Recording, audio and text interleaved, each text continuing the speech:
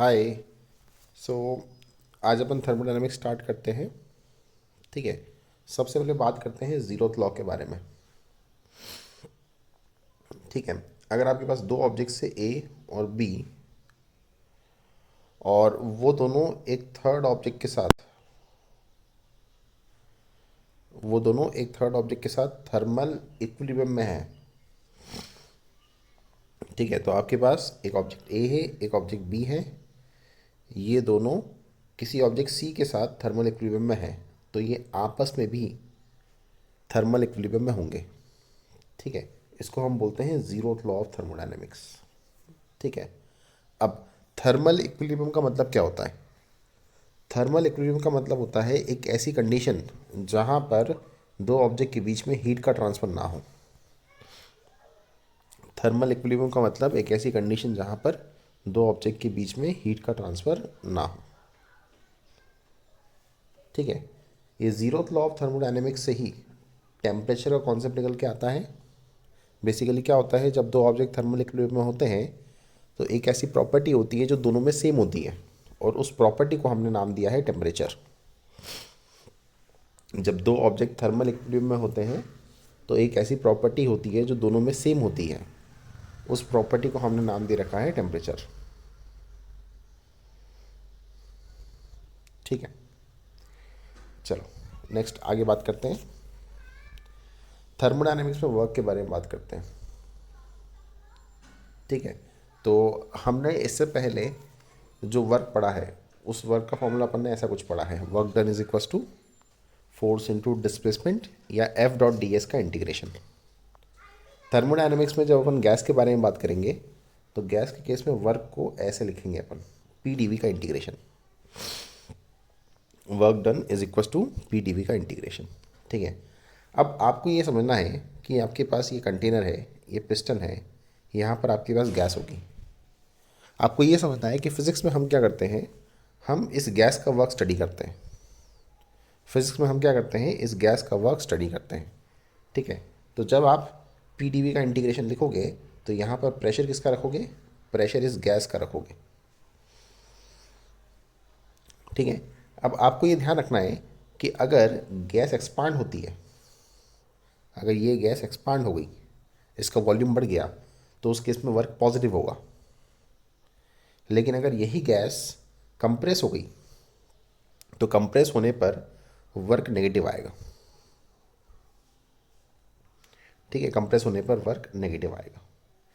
ठीक है। साथ ही साथ अगर आपके पास प्रेशर वर्सेस वॉल्यूम कर्व है, तो प्रेशर वर्सेस वॉल्यूम कर्व का वॉल्यूम के साथ जो एरिया है,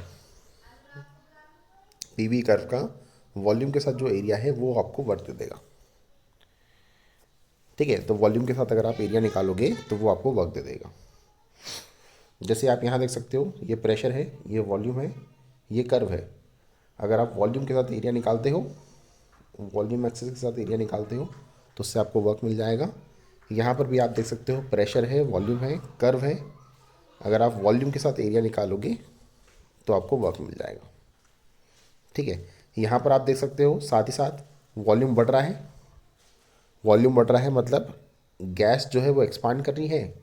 जब भी गैस एक्सपांड करेगी तो वर्क पॉजिटिव होगा।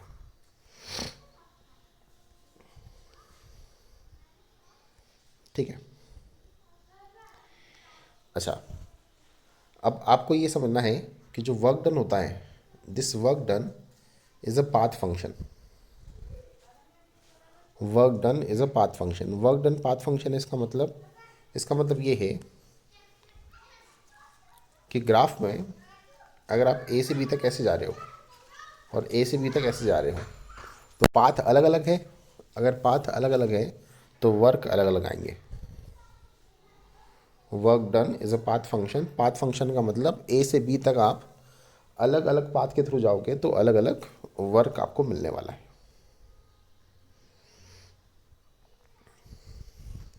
ठीक है। इसके बाद नेक्स्ट देख सकते हैं हम, work done in different processes. Work done in different processes. ठीक है। अलग अलग प्रोसेस में हम वर्क निकालने वाले हैं। सबसे पहले है आइसोकोरिक प्रोसेस। आइसोकोरिक प्रोसेस का मतलब एक ऐसी प्रोसेस जहाँ पर वॉल्यूम कांस्टेंट होगा। आइसोकोरिक प्रोसेस का मतलब एक ऐसी प्रोसेस जहाँ पर वॉल्यूम कांस्टेंट होगा। अब आपका जो वर्क का फॉर्मूला है, वर्क का फॉर्मूला होता है पी डी का इंटीग्रेशन। अगर आपका वॉल्यूम कांस्टेंट है, अगर आपका वॉल्यूम कांस्टेंट है तो ये डी वी ज़ीरो हो जाएगा, और डी वी ज़ीरो होने की वजह से वर्क भी क्या आ जाएगा, ज़ीरो के बराबर आ जाएगा। तो वॉल्यूम कांस्टेंट होने की वजह से डी वी ज़ीरो, वर्क भी ज़ीरो। ठीक है। नेक्स्ट आपके पास आइसोबैरिक प्रोसेस है। आइसोबैरिक प्रोसेस में प्रेशर कांस्टेंट रहता है। आइसोबैरिक प्रोसेस में प्रेशर कांस्टेंट रहता है। अगर आपको वर्क निकालना है तो वर्क का फॉर्मूला होगा पी डी वी का इंटीग्रेशन। यहाँ पर प्रेशर कांस्टेंट है तो आप उसको इंटीग्रेशन के बाहर निकाल सकते हो। इंटीग्रेशन के बाहर निकालोगे तो बचेगा डीवी का इंटीग्रेशन। डीवी का इंटीग्रेशन हो जाएगा वी। ठीक है, इसमें आप लिमिट डाल देना। ठीक है, तो वर्क का फॉर्मूला ये आ जाएगा, वर्क का फॉर्मूला आ जाएगा पी डेल्टा वी के बराबर। ये आ जाएगा वर्क का फॉर्मूला।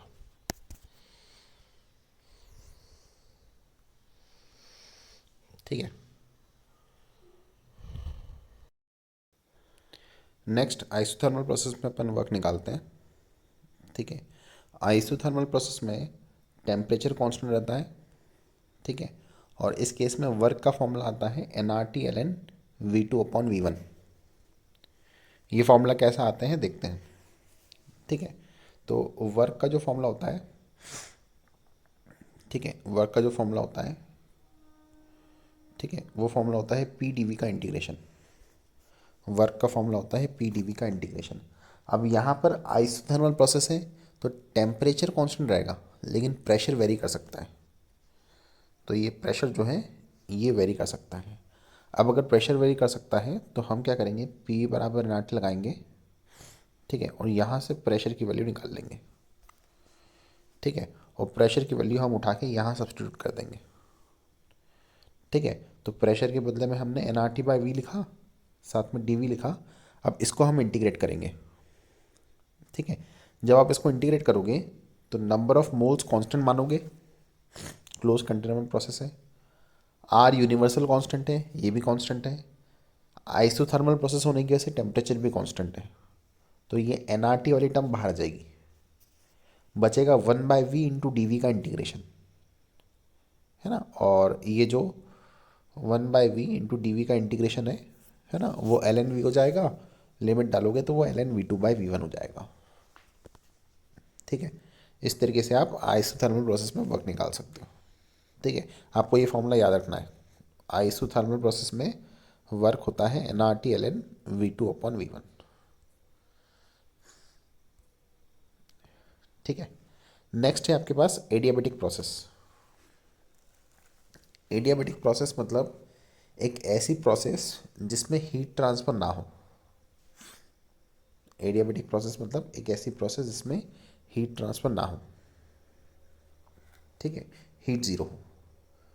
और इस प्रोसेस की जो इक्वेशन होती है, ठीक है, इस प्रोसेस की इक्वेशन होती है पी वी की power gamma equals to constant, है ना। इस प्रोसेस की इक्वेशन होती है पी वी की power gamma equals to constant, जहाँ पर गामा को बोलते हैं एडियाबेटिक कांस्टेंट, गामा को बोलते हैं एडियाबेटिक कांस्टेंट, और गामा की वैल्यू होती है degree of freedom plus two upon degree of freedom.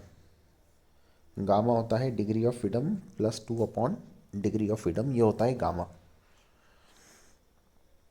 ठीक है, डिग्री ऑफ फ्रीडम पता है ना। मोनोटोमिक गैस जो है वो एक्स वाई जेड तीन डायरेक्शन में ट्रांसलेट कर सकती है, तो उसके डिग्री ऑफ फ्रीडम तीन होंगे।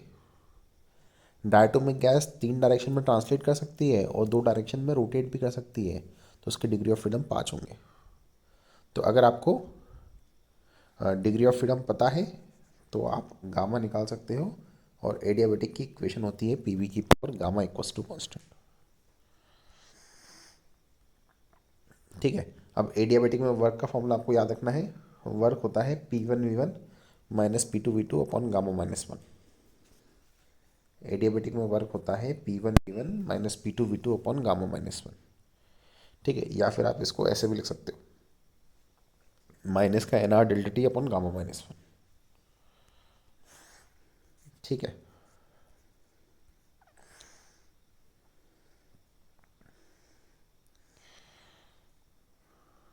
चलो यहाँ पर एक छोटा सा सवाल है। ठीक है, ये छोटा सा सवाल देखते हैं अपन। ठीक है, आपको ये ग्राफ दे रखा है और इस प्रोसेस में वर्क डन निकालना है। तो सबसे पहले देखो, ग्राफ जो है वो ओरिजिन से पास कर रहा है, स्ट्रेट लाइन है। ठीक है, अगर straight line passing through origin है तो इसका मतलब volume is proportional to temperature. अब वॉल्यूम और टेम्परेचर तभी प्रोपोर्शनल होंगे, ठीक है, जब प्रेशर कांस्टेंट होगा। आप पी बराबर एन आर टी लिखो, N constant R constant, volume और टेम्परेचर को प्रोपोर्शनल करना है तो उसके लिए इट इज़ नेसेसरी कि प्रेशर कांस्टेंट हो।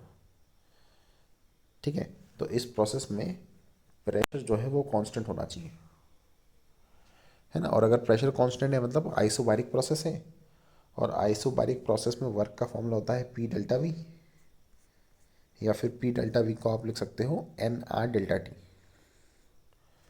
ठीक है, इस फॉर्मूले से आप वर्क निकाल सकते हो। नंबर ऑफ मोल्स दे रखे हैं, आर आपको पता है, और इस प्रोसेस में चेंज इन टेम्परेचर भी क्वेश्चन में दे रखा है। ठीक है, तो आराम से वर्क निकल जाएगा।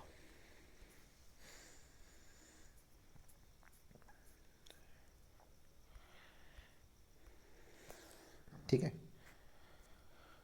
चलो अब यहाँ पर अपन इंटरनल एनर्जी के बारे में बात करते हैं। ठीक है, तो थर्मोडायनेमिक्स के अंदर हम मेजर 3 चीज़ों के बारे में बात करेंगे। एक होगा वर्क। ठीक है, वर्क हमने अलग अलग प्रोसेस में निकाल लिया। हमने आइसोकोरिक में निकाल लिया, आइसोबारिक में निकाल लिया, आइसोथर्मल में निकाल लिया, और एडियाबेटिक में निकाल लिया। 4 प्रोसेस में अपन ने वर्क निकाल लिया है। ठीक है, अब इंटरनल एनर्जी के बारे में बात करते हैं। इंटरनल एनर्जी का फॉर्मूला जैसा अपन ने केटीजी में पढ़ा था, इंटरनल एनर्जी का फॉर्मूला होता है F/2 nRT, जहाँ पर F होता है डिग्री ऑफ फ्रीडम। ठीक है, अब अगर आप इंटरनल एनर्जी में आने वाला चेंज निकालते हो, ठीक है, तो उसका फॉर्मूला हो जाएगा F/2 nR into delta T.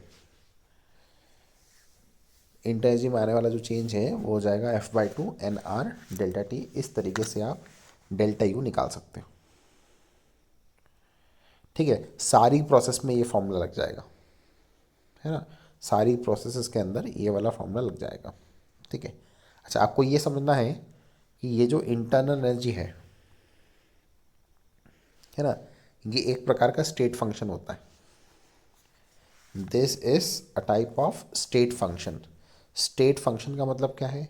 State function का मतलब ये है कि जैसे अगर आप ये ए, ये बी, ए से बी तक इस पाथ के अलोंग जा रहे हो और ए से बी के तक इस पाथ के अलोंग जा रहे हो, तो दोनों केस में डेल्टा यू सेम आएगा,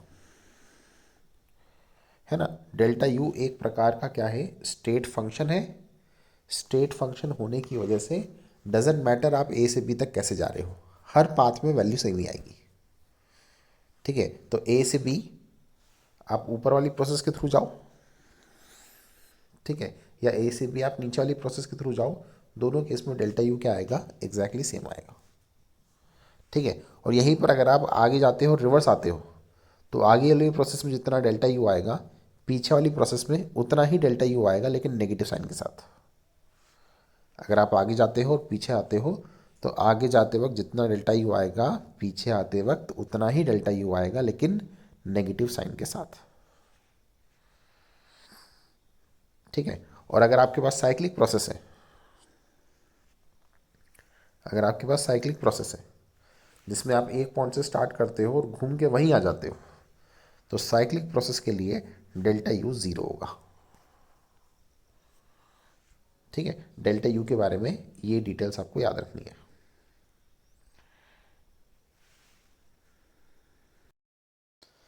नेक्स्ट अपन हीट के बारे में बात करते हैं।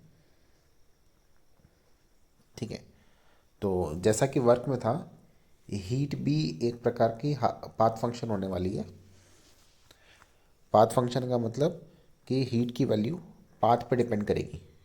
पाथ पे डिपेंड करेगी मतलब आप ए से बी तक ऐसे जाओ या ऐसे जाओ, अगर पाथ अलग अलग है तो हीट अलग अलग आएगी, है ना। हीट और वर्क दोनों ही पाथ फंक्शन होते हैं।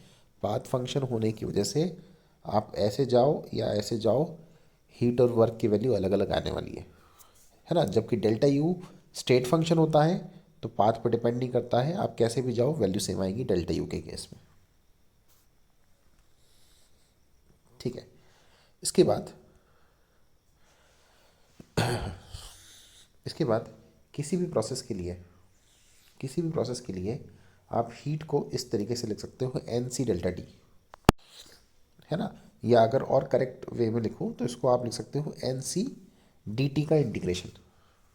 ठीक है, जहाँ पर सी हो जाएगी आपकी molar heat capacity for that particular process. किसी भी प्रोसेस में आप हीट को लिख सकते हो एन सी डेल्टा टी, जहाँ पर सी क्या हो जाएगा, molar heat capacity for that particular process. ठीक है, और यहाँ पर लिखा हुआ भी है किसी भी गैस के लिए मोलर हीट कैपेसिटी किस पर डिपेंड करेगी, प्रोसेस पर डिपेंड करेगी। ठीक है। अच्छा, एक चीज़ और आपको समझना है साइन कन्वेंशन के बारे में, कि अगर आप गैस को हीट सप्लाई कर रहे हो, ठीक है, तो उस हीट को पॉजिटिव लेते हैं, और अगर गैस हीट रिजेक्ट कर रही है तो heat rejected is taken as negative. ठीक है, तो ये अपने हीट का साइन कन्वेंशन है। ठीक है, एक बार अपन ब्रीफली देख लेते हैं कि हीट एक प्रकार का पाथ फंक्शन है। पाथ फंक्शन होने का मतलब कि अगर पाथ अलग अलग होंगे तो हीट अलग अलग होगी। फिर किसी भी केस में हीट को हम लिख सकते हैं एन सी डेल्टा टी, जहाँ पर C will be molar heat capacity for that particular process. ठीक है, उसके बाद heat supply to the gas is taken as positive and heat rejected by the gas is taken as negative। ये और ध्यान रखना है। ठीक है, इसके बाद हम आते हैं फर्स्ट लॉ ऑफ थर्मोडायनेमिक्स में। फर्स्ट लॉ ऑफ थर्मोडायनेमिक्स पढ़ने के बाद हम अलग अलग प्रोसेस में हीट निकालेंगे। ठीक है, तो फर्स्ट लॉ ऑफ थर्मोडायनेमिक्स ये बोलता है कि अगर आप गैस को हीट सप्लाई कर रहे हो तो उस हीट का कुछ पार्ट टेम्परेचर बढ़ाने में जाएगा या इंटरनल एनर्जी बढ़ाने में जाएगा, और उस हीट का कुछ पार्ट एक्सपांड, गैस को एक्सपांड करने में जाएगा या वर्क के फॉर्म में अपीयर होगा। ठीक है, तो अगर आप किसी गैस को हीट सप्लाई करते हो तो जो हीट सप्लाइड है उसका कुछ पार्ट टेम्परेचर बढ़ाने के काम आता है, और बचा कुछ part appears in the form of work. ठीक है, और जैसे कि यहाँ पर लिखा हुआ है कि जो फर्स्ट लॉ ऑफ थर्मोडायनेमिक्स है, this is a restatement of energy conservation, energy conservation पे बेस्ड है। ठीक है, अब हम क्या करेंगे, यहाँ पर अलग अलग प्रोसेस में हीट निकालेंगे, है ना। फर्स्ट लॉ ऑफ थर्मोडायनेमिक्स का यूज़ करेंगे और हीट निकालेंगे अपन अलग अलग प्रोसेस के अंदर। ठीक है, सबसे पहली प्रोसेस देखते हैं अपन। सबसे पहली है आइसोकोरिक प्रोसेस, है ना। आइसोकोरिक प्रोसेस में वॉल्यूम कांस्टेंट होता है। वॉल्यूम कांस्टेंट होने की वजह से चेंज इन वॉल्यूम ज़ीरो आएगा, और चेंज इन वॉल्यूम अगर ज़ीरो है तो वर्क भी ज़ीरो आएगा, वर्क भी ज़ीरो आएगा। ठीक है, अब इस प्रोसेस के लिए अगर आप Q equal to delta U plus W लगाते हो तो यहाँ पर वर्क तो ज़ीरो हो चुका है। वर्क ज़ीरो होने का मतलब कि हीट और डेल्टा यू बराबर होंगे, हीट और डेल्टा यू बराबर होंगे। ठीक है, अब डेल्टा यू आपको निकालना आता है। डेल्टा यू का फॉर्मूला होता है F by two N R delta T. Delta U का फॉर्मूला होता है F by two N R delta T. अगर आप डेल्टा यू निकाल पा रहे हो इसका मतलब आप हीट भी निकाल पा रहे हो, तो इस केस में हीट बड़े आराम से निकाली जा सकती है। ठीक है, अब देखो मैं ऐसा बोल रहा हूँ कि किसी भी प्रोसेस में हीट को क्या एन सी डेल्टा टी से इक्वेट कर सकते हैं। किसी भी प्रोसेस में हीट को हम क्या कर सकते हैं, एन सी डेल्टा टी से इक्वेट कर सकते हैं। तो यहाँ पर भी अपन क्या करेंगे, यहाँ पर जो अपन ने हीट निकाली है उस हीट को एन सी डेल्टा टी से इक्वेट कर देंगे। इक्वेट करने के बाद नंबर ऑफ मोल्स वाली टर्म कैंसिल हो जाएगी, डेल्टा टी वाली टर्म कैंसिल हो जाएगी, है ना। यहाँ से सी की वैल्यू कितनी आ जाएगी, मोलर हीट कैपेसिटी कितनी आ जाएगी, F/2R, ये आ जाएगा सी। ठीक है, मोलर हीट कैपेसिटी आ गया F/2R। अब सिंस यहाँ पर वॉल्यूम कांस्टेंट था, तो वॉल्यूम कांस्टेंट होने की वजह से यहाँ पर जो मोलर हीट कैपेसिटी आएगी उसको मैं CV से रिप्रेजेंट करूँगा। इसको अपन बोलेंगे molar heat capacity at constant volume. ठीक है, तो यहाँ से एक इंपॉर्टेंट रिलेशन आ गया कि जो molar heat capacity at constant volume होता है, molar heat capacity at constant volume होता है, that is equals to F/2R। ये रिलेशन आपको याद रखना है। नेक्स्ट हम आइसोबारिक प्रोसेस में हीट निकालते हैं। ठीक है, तो आइसोबारिक प्रोसेस में हीट निकालने के लिए वापस से फर्स्ट लॉ ऑफ थर्मोडायनेमिक्स लगाएंगे, Q equals to delta U plus W. ठीक है, डेल्टा यू हमें पता है, डेल्टा यू की वैल्यू होती है F/2 NR डेल्टा टी। ठीक है, और हमें पता है कि आइसोबारिक में प्रेशर कांस्टेंट प्रोसेस में जो वर्क होता है वो P डेल्टा वी होता है, और P डेल्टा वी को हम NR डेल्टा टी से रिप्लेस कर सकते हैं। ठीक है, तो हमने क्या करा, फर्स्ट लॉ ऑफ थर्मोडायनेमिक्स लगाया, डेल्टा यू की वैल्यू हमें पता है, वर्क की वैल्यू हमें P डेल्टा वी या फिर NR डेल्टा टी हमें पता है। ठीक है, दोनों को पुट करेंगे तो हीट बड़े आराम से आ जाएगी, हीट बड़े आराम से आ जाएगी। आप देख सकते हो कि डेल्टा यू यहाँ पर लिखा हुआ है, वर्क यहाँ पर लिखा हुआ है ना, हीट बड़े आराम से आ जाएगी। ठीक है, अब वापस से किसी भी प्रोसेस में हीट को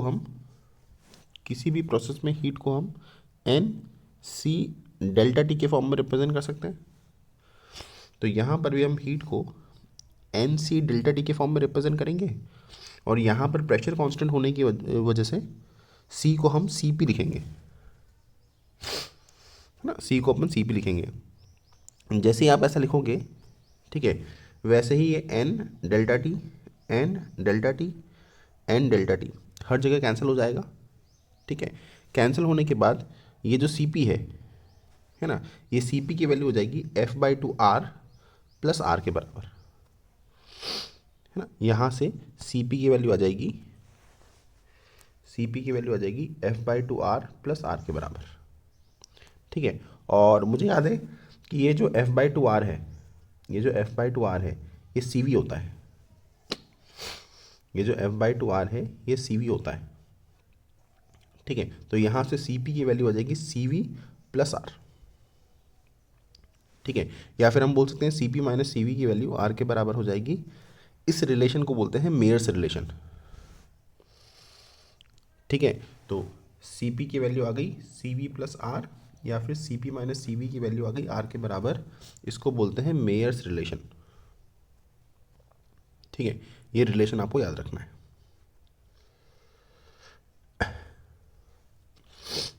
ठीक है, नेक्स्ट देखते हैं आइसोथर्मल प्रोसेस। आइसोथर्मल प्रोसेस में टेम्परेचर कांस्टेंट रहता है। टेम्परेचर कांस्टेंट होने की वजह से जब आप डेल्टा यू निकालोगे तो डेल्टा यू का फॉर्मूला होता है F/2 NR delta T. Temperature constant होने की वजह से डेल्टा टी ज़ीरो हो जाएगा, और ये ज़ीरो होने की वजह से डेल्टा यू ज़ीरो आएगा। आप देख सकते हो यहाँ पर मैंने हीट निकालने के लिए फर्स्ट लॉ ऑफ थर्मोडायनेमिक्स लगाया है। जब अपन फर्स्ट लॉ ऑफ थर्मोडायनेमिक्स लगाएंगे तो टेम्परेचर कांस्टेंट होने की वजह से डेल्टा यू तो ज़ीरो हो जाएगा, ये ज़ीरो होने की वजह से हीट और वर्क बराबर आ जाएंगे, ये ज़ीरो होने की वजह से हीट और वर्क बराबर आ जाएंगे। वर्क हमें पता है, वर्क का फॉर्मूला आइसोथर्मल में होता है NRT/Ln V2/V1।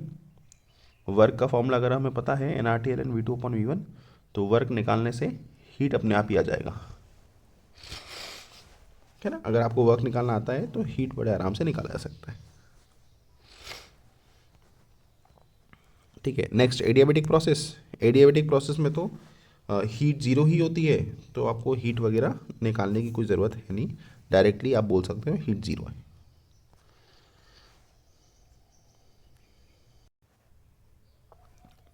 सारे केसेस में हीट और वर्क निकालने के बाद अब नेक्स्ट हम कुछ और पॉइंट्स को देखते हैं। जैसे एक चीज़ होती है जिसको बोलते हैं quasi static process. Quasi static process का मतलब होता है एक इतनी स्लो प्रोसेस, एक इतनी स्लो प्रोसेस सच दैट कि वो ऑलमोस्ट हमें स्टैटिक ही दिखाई दे, है ना। आप प्रोसेस को इतना स्लो करा रहे हो, आप प्रोसेस को इतना स्लो करा रहे हो कि वो ऑलमोस्ट स्टैटिक दिखाई दे रही है, ठीक है।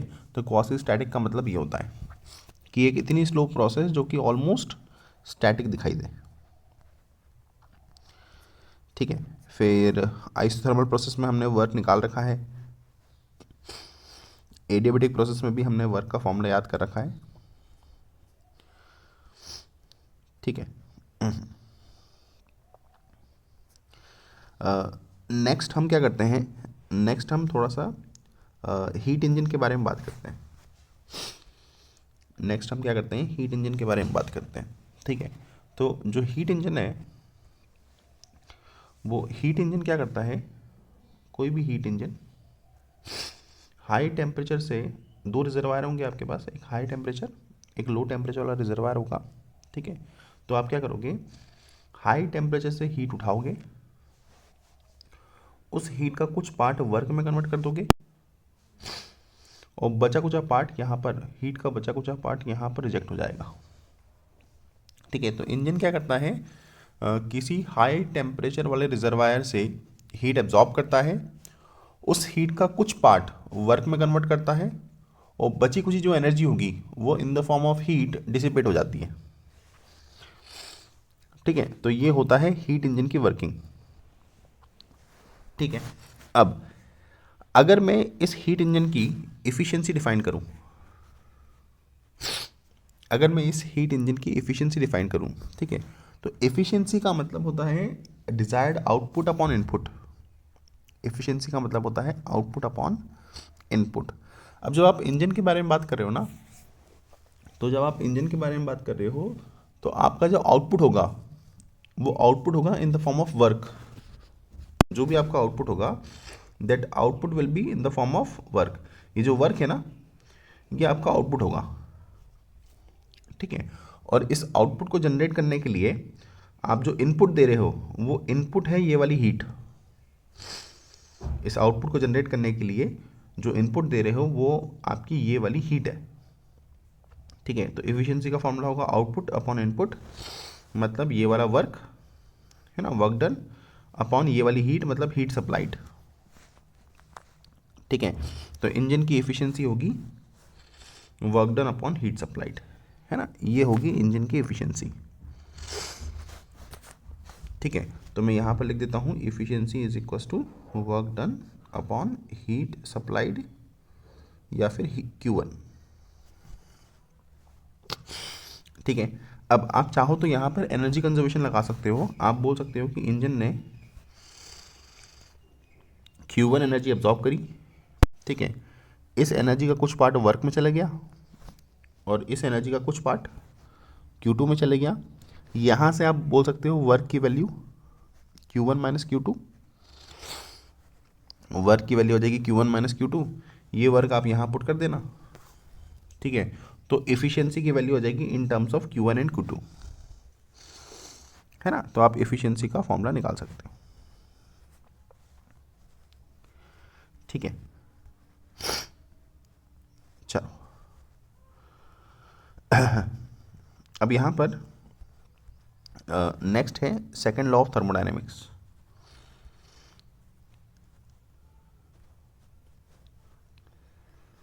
ठीक है। सेकेंड लॉ ऑफ थर्मोडायनेमिक्स क्या बोलता है, समझते हैं। सेकेंड लॉ ऑफ थर्मोडायनेमिक्स में दो स्टेटमेंट्स हैं, एक है कैल्विन प्लैंक स्टेटमेंट और एक है क्लॉसियस स्टेटमेंट, ठीक है। कैल्विन प्लैंक स्टेटमेंट ये बोलता है कि आप कोई भी ऐसा इंजन नहीं बना सकते,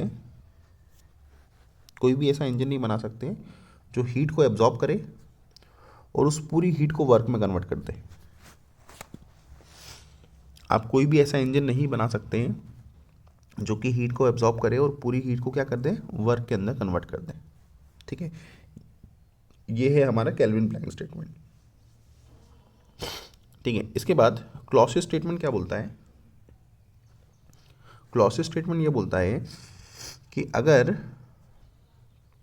आपके पास यहाँ पर लो टेम्परेचर का रिजर्वायर है, अगर यहाँ पर हाई टेम्परेचर का रिजर्वायर है, तो ऐसी कोई भी प्रोसेस नहीं बनाई जा सकती या ऐसा कोई भी डिवाइस नहीं बनाया जा सकता जो कि यहाँ से हीट उठाए और उस पूरी हीट को यहाँ भेज दे विदाउट एनी वर्क।